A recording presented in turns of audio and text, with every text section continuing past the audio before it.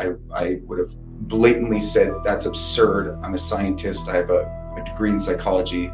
This is too far-fetched. It's too spiritual or wooey-wooey. That's where I was coming from. On this walk, on this break, I remember vividly that I could hear in a way that was greater high fidelity than ever before. I felt the sun hit my skin and warm my body in a way that I'd never felt before. I could hear the leaves as the breeze was going through the trees. And I started laughing in that moment, all by myself on this trail. And it was the most joyful, loving, wholehearted laughter I've ever experienced. And there was no one around. This wasn't a performance. I wasn't laughing at a joke with other people, but it felt like that connected laughter we have as children. And it was the first moment in my life that I truly experienced self-love. And it was good that there was no one there, because there was nothing for my ego to latch onto or to compare or assess.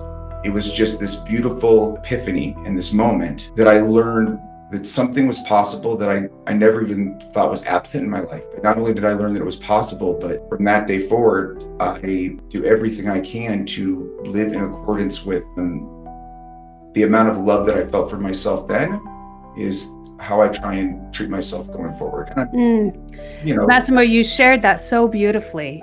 Absolutely beautifully and descriptive. And I like how you mentioned that you were glad that you were by yourself, because there's nothing to compare it or relate it to. It just is.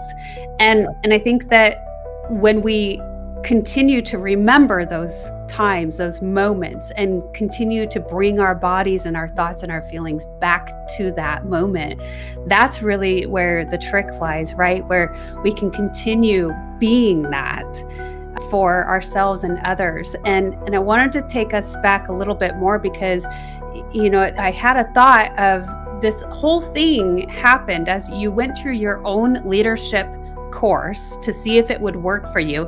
And isn't that funny? Sometimes we develop things so quickly, so rapidly, based on our experiences, our education, all the things you mentioned, that you have like this scientific background, right? Where you're like, that's too woo-woo. And then we start to see and feel and learn otherwise, right?